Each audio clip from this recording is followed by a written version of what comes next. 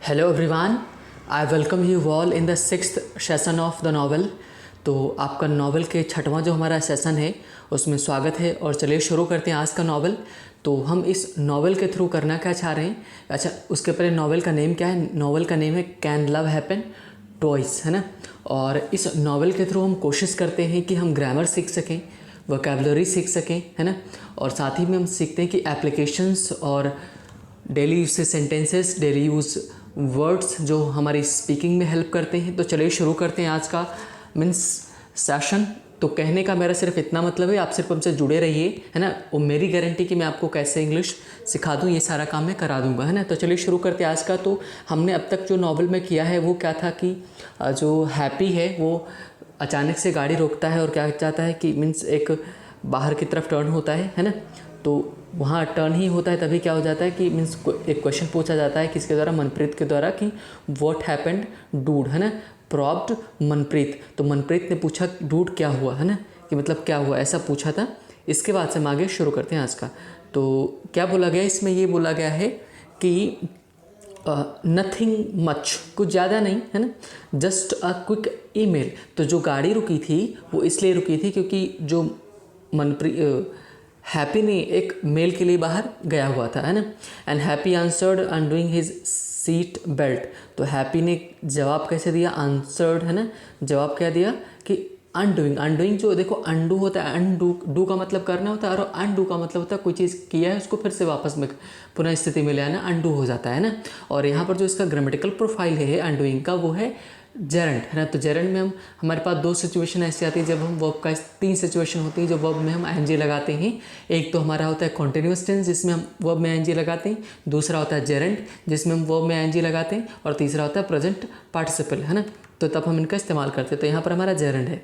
तो अपने बेल्ट को मतलब खोलते हुए उसने आंसर दिया, give me 10 minutes I will be back, है ना, आई विल बी बैक। तो उसने क्या, जब उससे पूछा गया क्या करे, है ना, तो उसने बोला कि give me 10 minutes I will be back, मुझे 10 मिनट दो और मैं 10 मिनट में क्या आ जाऊंगा, है ना। तो अगर आपको बोलना हो इंग्लिश में सेंटेंस की भाई मुझे थोड़ा समय दो, मैं थोड़ी देर में आ जाऊंगा, तो है ना, आप क्या बोल सकते हो? Give me some time I will be back, है ना। या आपने बोला कि बस थोड़ी देर में आता हूँ, तो आपने आऊँगा, आप क्या बोल सकते हो? आई will be back very soon, है ना।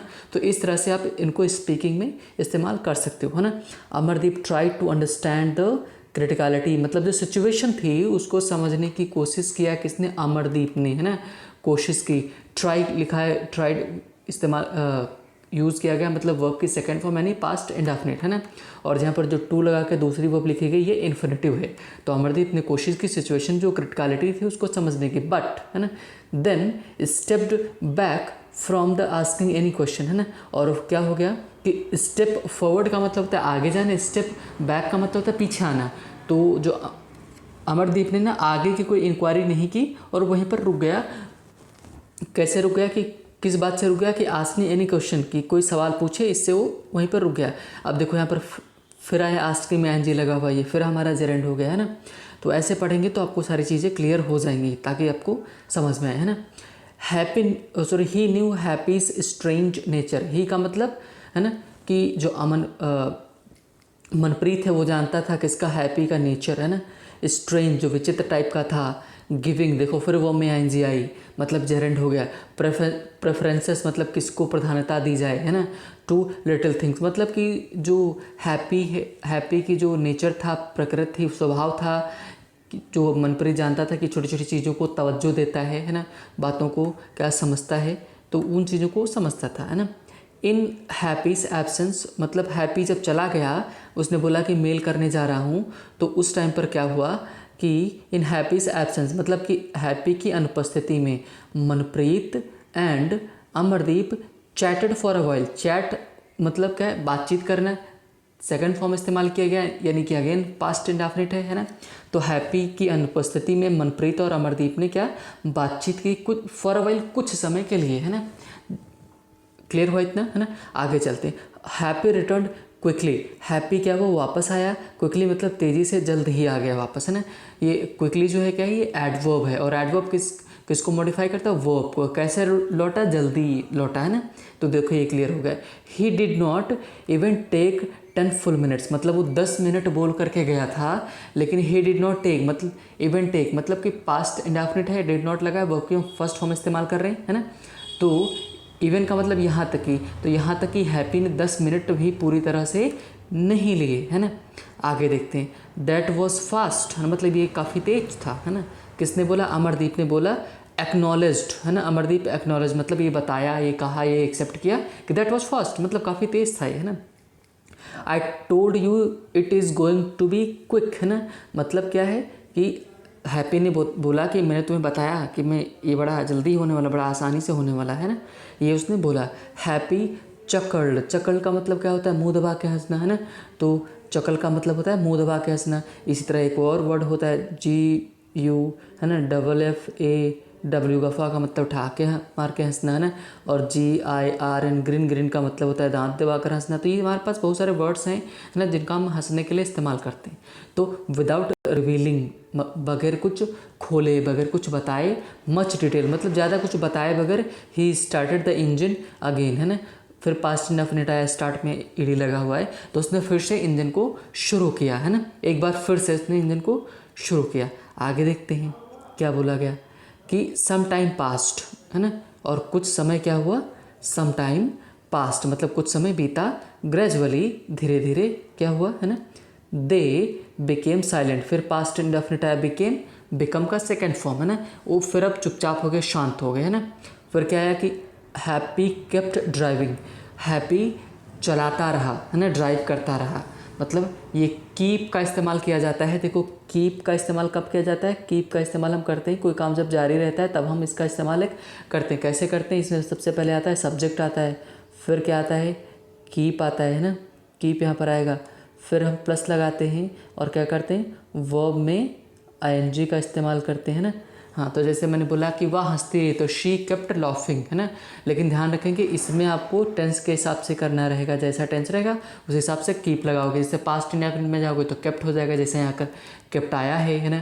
प्रेजेंट में करोगे तो फर्स्ट फॉर्म का इस्तेमाल करोगे, और अगर परफेक्ट प्रेजेंट इंडेफिनिट होगा तो फर्स्ट का वर्ब का इस्तेमाल करोगे, परफेक्ट होगा तो थर्ड फॉर्म का इस्तेमाल करोगे। फ्यूचर में जाओगे तो विल के साथ फर्स्ट आएगा। जैसे मैं एग्जांपल मैं बोलूँ मैं पढ़ता रहा तो आई केप्ट स्टडिंग, मैं पढ़ता रहूँगा, आई विल कीप, ठीक है, स्टडिंग, मैं पढ़ता ही रहता हूँ तो आई कीप स्टडिंग, है ना।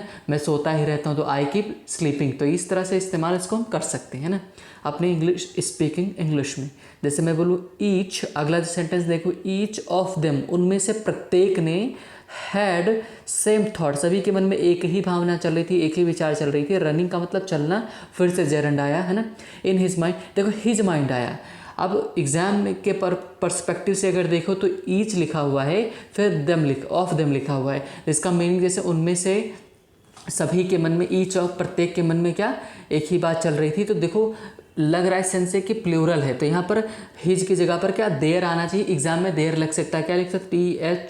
THEIR, ये देयर का इस्तेमाल कर देता है ना, तो जो कि गलत हो जाता है। तो क्योंकि यहाँ पर ईच है जो सिंगुलर है, तो सिंगुलर को ध्यान में रखते हुए हम इसको मैस्कुलिन जेंडर के हिसाब से हिज का इस्तेमाल करेंगे, है ना। तो कहने का मतलब है सभी के मन में एक ही बात चल रही थी, है ना, कि क्या था कि but happy was first to speak, मतलब अब उनमें से हैप्पी मतलब सबके मन में एक ही बात चल रही थी, तो सबकी बात को जवाब देने के लिए, है ना, सबसे पहले किसने बोला? उस हैप्पी ने सबसे पहले चुप्पी तोड़ी और बोला कि हैप्पी फर्स्ट टू स्पीक, वही इसने बोला, है ना। आगे देखो, आई एम मिसिंग हिम, है ना, क्या बोला? I am missing him. अब इसका सेंटेंस का क्या मतलब निकालोगे? आप उससे भूल रहे हो या फिर आप उसे याद कर रहे हो, है ना। तो ऑब्वियसली आप उसे याद कर रहे हो, मिस कर रहे हो। तो आपने क्या इस सेंटेंस में क्या, जो हैप्पी ने क्या बोला? आई एम मिसिंग हिम, मैं उसे याद कर रहा हूँ। अभी हिम देखो कौन है ये, हिम किसके लिए इस्तेमाल किया गया हम आगे देखेंगे, है ना। No one said anything for a few moments, है ना। नो वन का मतलब किसी ने भी नहीं कहा, एनीथिंग का मतलब कुछ भी, फॉर अ फ्यू मोमेंट्स मतलब कुछ क्षणों तो कोई कुछ नहीं बोला, है ना।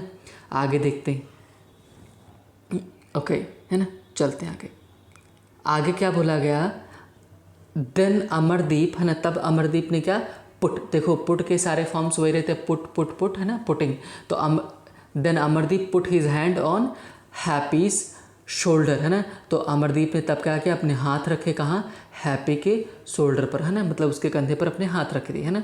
क्या बोला, we all are missing him, है ना, कि हम सभी क्या कर रहे हैं, मिस कर रहे हैं। प्रेजेंट इंडेफिनिट का, सॉरी प्रेजेंट कॉन्टिन्यूस का इस्तेमाल किया, हिम। अभी हिम किसके लिए आ रहा है, आगे पता चलेगा अभी, है ना, कि वी ऑल आर मिसिंग, है ना, and this reunion is for robin, है ना। ये अब देखो, हिम किसके लिए आया था, रॉबिन के लिए आया था, मतलब ये सब लोग रॉबिन के लिए इकट्ठा हो रहे हैं। तो इन्होंने बोला कि and this reunion is for robin, और ये जो रीयूनियन है, जो हम लोग इकट्ठा हुए हैं, ये किसके लिए इकट्ठा हुए हैं, रॉबिन के लिए इकट्ठा हुए हैं, है ना। सेड अमरदीप, अमरदीप ने कहा। आगे देखते हैं ना, he is right said Manpreet, है ना, इन रिस्पॉन्स। और जब ऐसा बोला तो प्रत्युत्तर में, रिस्पॉन्स का मतलब, इन रिस्पॉन्स का मतलब प्रत्युत्तर में, है ना, मनप्रीत ने भी कहा कि हाँ ये सही कह रहा है, हम उसी के लिए इकट्ठा हुए, है ना। We are here for good, हम कह रहे हैं कि हम यहाँ अच्छे काम के लिए, है ना, अच्छी चीज़ों के लिए। We are here for Robin, हम यहाँ किसके लिए, रॉबिन के लिए, है ना। Let us cheer for this reason, कह रहे हैं कि लेट अस चीयर मतलब खुश, चलो खुश होते हैं, फॉर दिस रीज़न, इस रीज़न के लिए, इंस्टेड ऑफ बीइंग सैड, कि बजाय कि हम क्या हो, दुखी हों। तो पहले तो देखो इंस्टेड लिखा हो, तो इंस्टेड के बाद ऑफ का आना तय होता है। इंस्टेड के बाद, इंस्टेड का मतलब क्या होता है, के बजाय। तो इंस्टेड का मतलब क्या होता है, के बजाय, और इसके बाद ऑफ आना तय होता है, ये प्रपोजिशन है ना। अब अगला जरा और देखते हैं ग्रामर वाला। यहाँ पर देखो एक यूज़ आया है, क्या आया है, लेट का। तो लेट के कई सारे यूसेज हैं, उसमें से एक अगर मैं बात करूँ तो लेट का पहला जो इस्तेमाल किया जाता है, किसके लिए इस्तेमाल करते हैं, है ना, परमिशन के लिए इस्तेमाल करते हैं। किसके लिए, परमिशन के लिए इस्तेमाल करते हैं। या when we allow someone to do something, किसी को हम अलाउ करते हैं किसी काम के लिए, तब हम इसका इस्तेमाल करते हैं। जैसे मैंने बोला लेट मी स्टडी, मुझे पढ़ाई करने दो, है ना। मैंने बोला बच्चों को बाहर जाने दो, तो लेट चिल्ड्रन गो आउटसाइड, है ना, मुझे आने दो, लेट मी कम, मुझे सोने दो, लेट मी स्लीप, है ना। तो इस तरह के सेंटेंसेस पहला वाला यूज़ हो गया। लेकिन यहाँ पर सेकंड यूज़ में क्या बोला गया है कि अस का इस्तेमाल किया गया। तो अस हम तब इस्तेमाल करते जब सजेशन होता है, कोई साथ मिलकर काम करते, तब हम इसका इस्तेमाल करते। जैसे आपने बोला लेट अस स्टडी, चलो पढ़ाई करते हैं ना, लेट अस प्ले, चलो खेलते हैं, let's go for hang out, है ना, कि चलो बाहर कहीं चलते हैं। तो इस तरह हम इसका इस्तेमाल, लेट का इस्तेमाल कर सकते हैं, है ना। तो बोला कि हम दुखी होने की बजाय चलो खुश हो लेते हैं कि हम रॉबिन के लिए इकट्ठा हो रहे हैं, है ना। तो ये उन्होंने बोला। अ रे ऑफ होप पास्ट, मतलब एक आशा की किरण, क्या पास्ट मतलब कि सबके चेहरे पर दिखाई पड़ी, गुजर गई, है ना। अक्रॉस, अक्रॉस का मतलब पहले देख लो कि अक्रॉस क्या है, प्रपोजिशन है। तो अक्रॉस के दो मतलब होते हैं, एक होता है इस पार, क्या होता है, इस पार। तो इसका एग्जांपल में, या सॉरी इस पार नहीं, उस पार में बोल, एक इसका क्या मतलब होता है, अक्रॉस का मतलब होता है उस पार, क्या होता है, उस पार। तो जैसे मैंने बोला my friend is standing across the road, मेरा जो फ्रेंड है रोड के उस पार खड़ा है ना। मैंने बोला कि ही इज स्टैंडिंग, है ना, या ही मीन्स विल मीट यू, है ना, means across the market, market के उस पार क्या मिलेगा तुमको, वो मिलेगा। और अक्रॉस का मतलब क्या होता है, इस पार से उस पार तक, है ना, ये भी इसका मतलब होता है। जैसे मैंने बोला corona has spread across the world, तो कोरोना है पूरी दुनिया में, इस पार से लगाकर उस पार तक पूरी तरह से पूरी जगह में फैल चुका है ना, पूरा वाला सेंस देता है। तब अब ये अक्रॉस हो गया। तो मतलब सभी के चेहरे पर एक खुशी की लहर दौड़ गई। गिविंग वे, फिर जेरेंड आया, गिविंग, है ना, गिविंग वे टू ईफोरिक, ईफोरिक का मतलब क्या होता है, खुशी, है ना, स्माइल, सभी के चेहरे पर एक खुशी की स्माइल थी, है ना, इन एडिशन टू, है ना, और साथ ही में क्या था, स्टीली रिजॉल्व, कि मतलब एक दृढ़ निश्चय था कि that they would help there friend, है ना, कि दे आया, फिर देखो ना वुड का इस्तेमाल किया, वुड की जगह, विल की जगह पर हम क्या करते हैं, वुल पास्ट में वुड का इस्तेमाल करते हैं ना। तो उन्हें बोला कि हम यहाँ पर किसकी मदद करेंगे, अपने फ्रेंड की मदद करने के लिए आए हैं ना। And happy press the accelerator, happy ने क्या किया, एक्सेलरेटर को प्रेस कर दिया, बढ़ा दिया, मतलब गाड़ी तेज हो गई, है ना। तो आज हम यहीं तक रखते हैं। तो कहने का मेरा मतलब है कि आप हमसे जुड़े रहिए, आप हमसे जुड़े रहेंगे तो इंग्लिश सिखाना मेरा काम है किसी भी तरह से, है ना। तो फिलहाल आज के लिए इतना ही, अपना ध्यान रखिए, है ना, कोरोना बहुत तेज़ी से फैल रहा है ना। तो आप सुरक्षित, तो बाकी लोग भी सुरक्षित है। तो अगर आपको सेशन पसंद आए तो आप लाइक कर सकते हैं, सब्सक्राइब कर सकते हैं। Bye bye, take care.